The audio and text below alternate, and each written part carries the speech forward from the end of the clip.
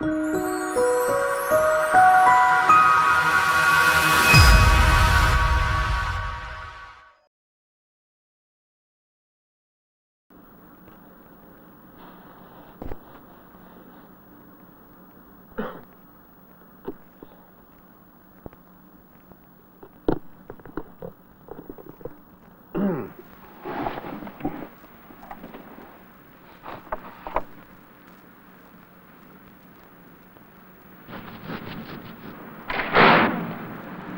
morning. Mr. Bristow, please. Yes. Would you sign against your name, please?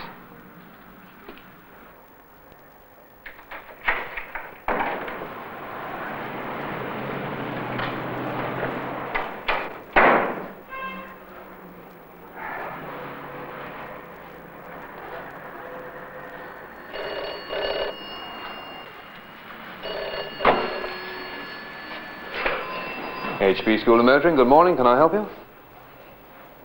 Hello, Doris. Oh, no, I'm sorry, I forgot. Yeah, well, the traffic was very busy.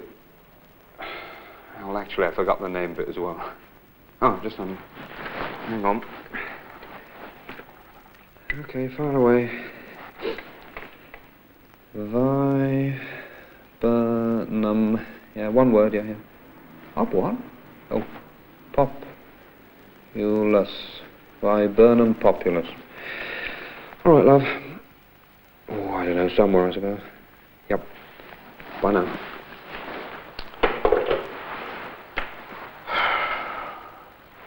It's Monday. I don't pretend to like Mondays anyway. This morning, my secretary's away with a cold for the third or... is it the fourth time this year? I've forgotten to pick up a plant for my wife, so I'll have to fit that into an already busy day. And to get it all off to a flying start, I've got to give a first driving lesson to a young man by the name of Bristow. Anthony Bristow. Now, I know this gentleman. I met him one weekend recently at my sister's. The following Friday, he was taking his driving test, after half a dozen of what he persisted in calling lessons from a friend. Well, I ventured to suggest that perhaps 6 wasn't very many. Perhaps he ought to have had some lessons at a school where they had government-approved driving instructors. Oh, come off it, he said. I know your sort, he said. Keep 'em driving round and round the streets. Oh, no, sir, you're not ready yet, said. Ding! Thank you very much, sir. So, he took his test. His failure was, of course, due entirely to extraordinary bad luck and a malicious set of coincidences. So now, he's got an impressive set of excuses. No good taking a test on a Friday. Examiners have got their full quota by then. That particular centre, they don't really trust you if you're under 30, and if, in addition, you get the one they call Attila the Hun, you may as well put your money on a 3-legged horse in a council race. He's got all the old chestnuts. You'll hear them. Viburnum populus. I better go. So, why, after blowing a raspberry at schools, is he coming here? I don't know. Perhaps the penny's dropped.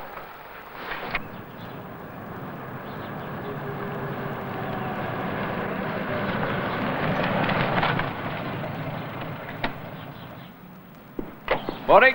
Morning, Mr. Bristow. How are you? Hey, you can get in. What's all this worth then? New coat for the wife? Day trip to Boulogne? Very nice. No offence.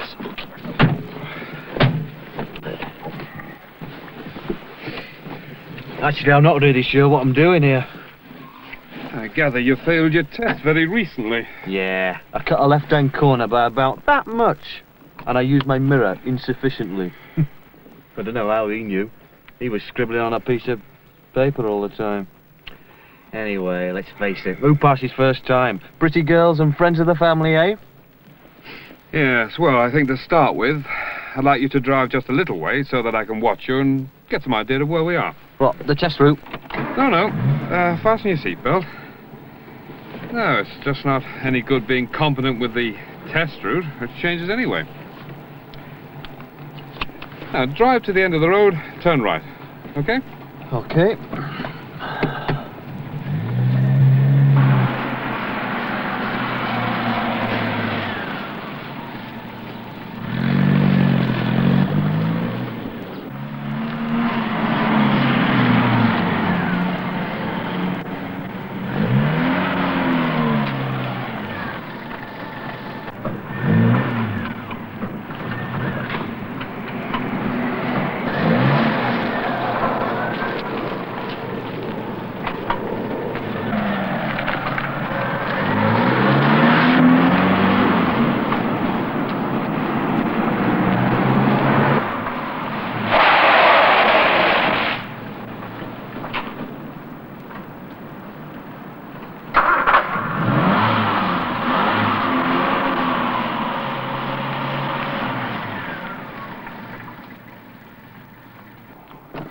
Well, I must be honest with you and say I don't think you're ready to take the test.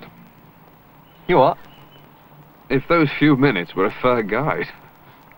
How do you mean? If how you've just driven is how you normally drive, is it? Oh, yeah, I suppose. Why? Well, that's not really a high enough standard to get you through the test, I'm afraid. Well, what do they want? You're still in one piece. Do you know what they want? What? Do you know what they want? What they're looking for? How you're marked? What you're being tested for? It's not easy to pass an examination when you're not really sure what it is that you're being examined on, is it? Well, I always thought I was being tested to see if I could drive. But if you know something I don't... Drive, yeah, but how? Driving's driving. Well, driving's a number of things. You can drive well, or you can drive badly. Well, they're not testing me to see if I can drive badly, are they? On the other hand, they don't expect you to be a good driver. That's right. On an L test, they want you to show that you're a safe driver. Experience is the only thing that'll make you into a good one. Now, the examiner's concern is that while you're getting that experience, you're safe on the roads. So, let's see if we can achieve just that, shall we? Now, this time I want you to pull away from there, but under my instructions.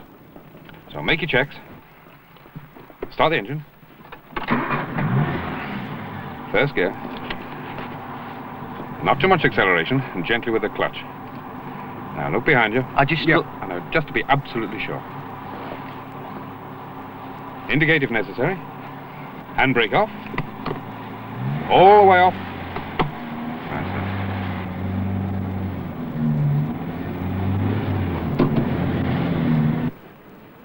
Mirror, mirror on the wall, who is the fairest of them all? Yeah, I feel old on Mondays. I just wondered if I looked it. Got Mrs. Ellis at 10. Oh, then it will be by 11 o'clock. What next? Mr. Bristow. Oh, yeah. Yeah. Young Bristow's a much improved character. Well, certainly as far as his driving goes, anyway. Yeah, bad habits die hard, but die they do with perseverance. And you will, I hope, be aware that despite his stubbornly retained sarcasm, he now drives like someone who's beginning to know what he's doing. Right, I'm off. Bye. Oh, incidentally, your wife phone. Can you pick up half a dozen sheets of... Hello, HB School of Nursing. Oh, Mrs. Balfour. No, I'm sorry. About a second ago.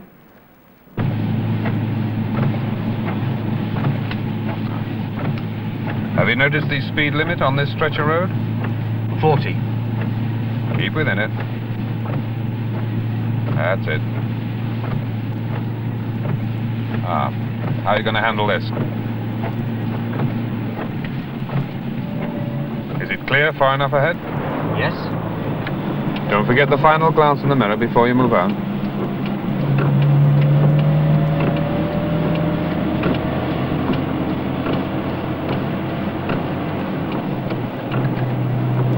Don't forget, check your mirror before you move back in left. Good. Good.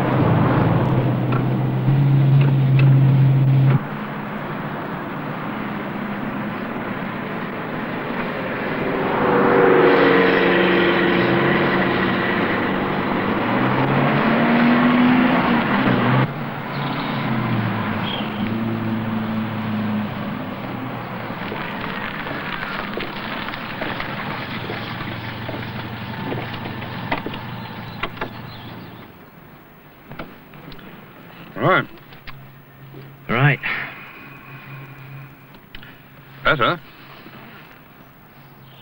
Isn't it? Is it? You know. So, when? As soon as you can get one. Really? Yeah. Hey, listen. What? I was talking to someone on Saturday. Fatal. Well, I mean, this would never have occurred to me, but it is reasonable when you think about it. What is? Well, these examiners. They sit there 8 hours a day, 5 days a week, being driven around in other people's cars. I mean, if they can drive at all, they can only drive at weekends, can't they? And yet one of them's going to sit where you're sitting now and judge my driving. They sit there saying nothing, scribbling on bits of paper. I mean, who are they? What qualifications have they got to judge me on my driving? Have they got any? I don't know. All right, fair enough.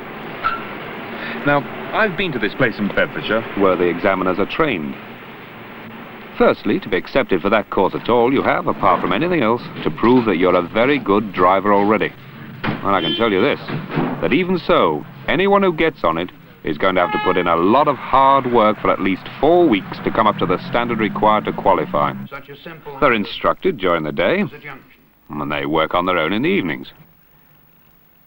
They have to reach a very high standard of driving. They're taught, obviously, to conduct L tests. They have to know the manual, which is certainly the most authoritative document on driving that there is, back to front.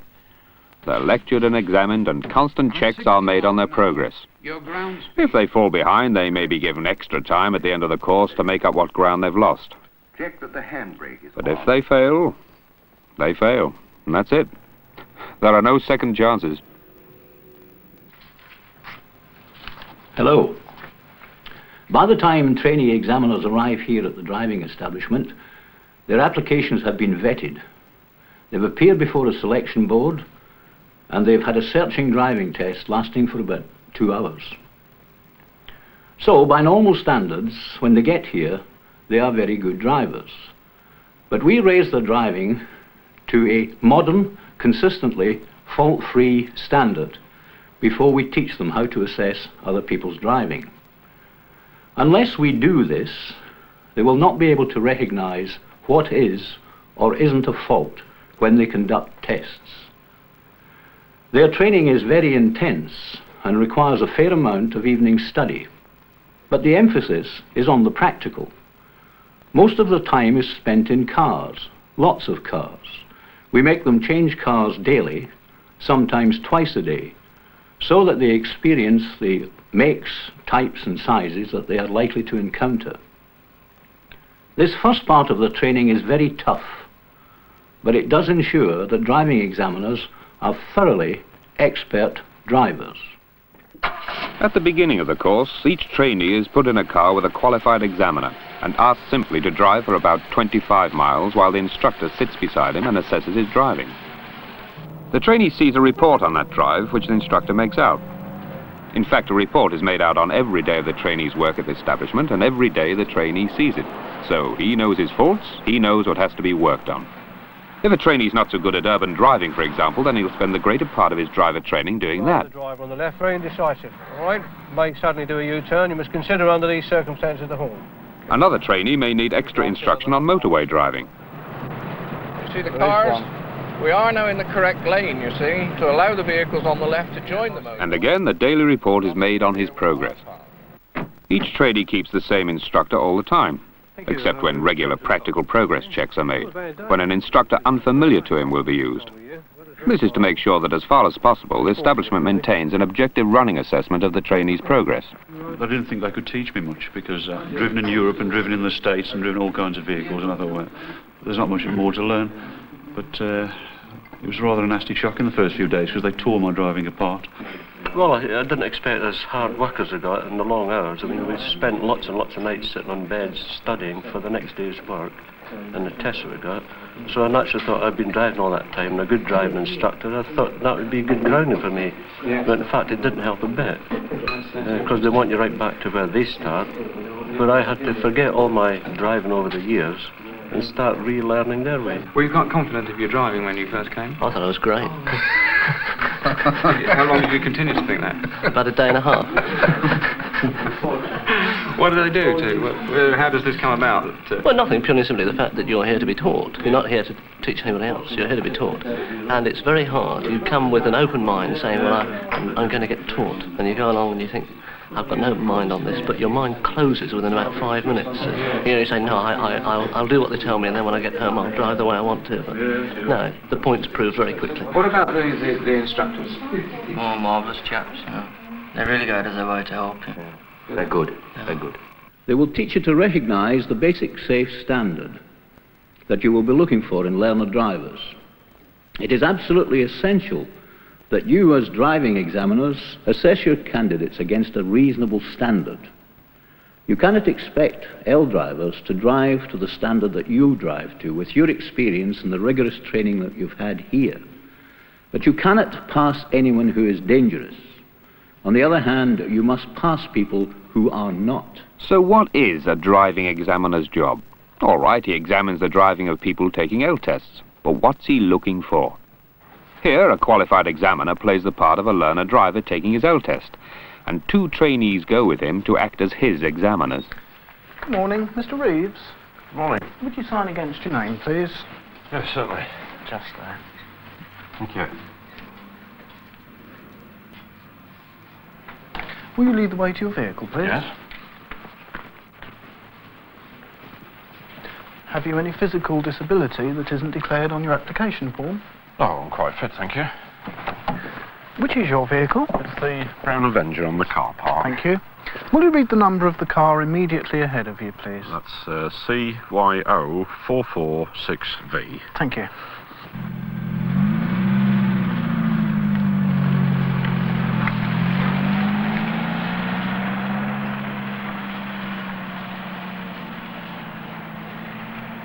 At the end of the road, turn left, right? Now, which way do you want me to turn, left or right? Now, that wasn't correct, was it? Now, it should be, at the end of the road, turn left, please. Just try it again.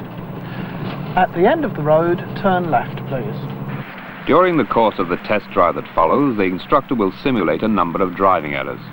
The trainee examiners are expected to assess each of these errors and record their assessment on a marking sheet. Take the next road on the right.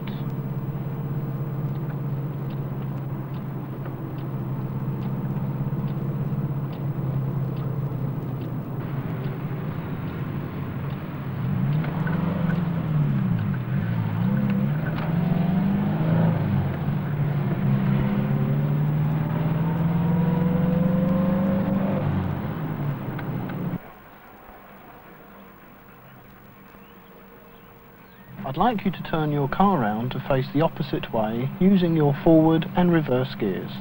Try not to touch the curb when you're turning.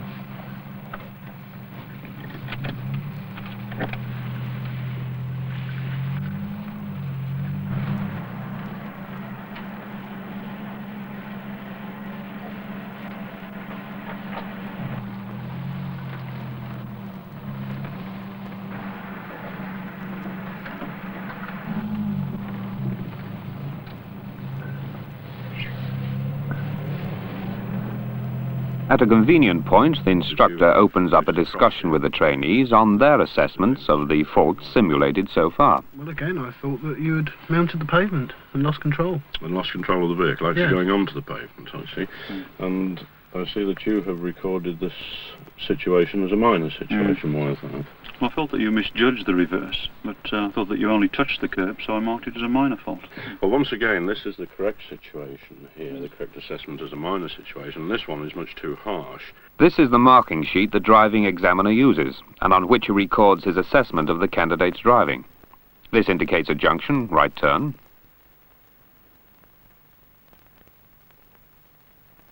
control when moving off, emergency stop, control when reversing. A mistake such as this hill start would be assessed as a minor fault, and a diagonal mark like this entered on the sheet. Don't get worried by them. You can have any number of minor faults on your test and still pass. Cutting across traffic like this was judged to have been a minor fault. Had the oncoming traffic been much closer, however, and the incident judged potentially dangerous, then a cross would have appeared on the form. Just one of these means a failure, which is, after all, fair enough. because you would have failed to prove by that piece of misjudgment that you are yet safe to drive on your own. Would you pull up on the left at a convenient place, please?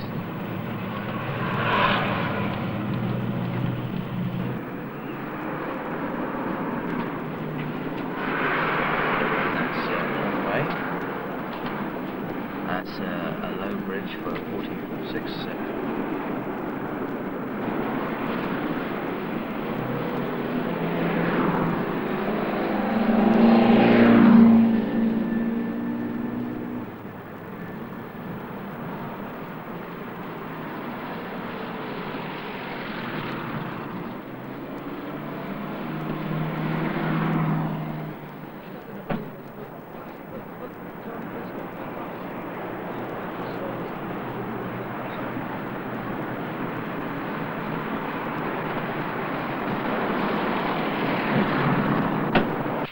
The only other time we have is 3:30 on Thursday. How's that? Okay, fine. Lovely. Look forward to seeing you then. Bye-bye. Hello. Hello. Well? Big Curategish. Bristow passed. Oh, good. He's nice, really. Yeah, he let himself down a bit, though. Oh. Well, he actually looked pleased about it. I'm sure that was a mistake. What about Mrs. Ellis? Let's face it, there'll always be the Mrs. Ellises and the Mr. Ellises. But generally speaking, if you've had good tuition for the length of time that you personally needed, if you've responded well to that tuition, if you know what the L test is all about and what they're looking for, then there's absolutely no reason at all to suppose that you won't pass first time. The examiners are not a specially bred race of ogres, and the L test itself is not a lottery, which is what some people, usually those that have recently failed, would have you believe. Oh, get me this number, will you please, love? No, it really is just about as fair as you can get. So if you're taking one soon, remember what I said, and good luck. It's ringing for you. Ta. Hello. Look, this may seem a strange request to you, but my wife... No. It's just that she's taken up origami. Origami.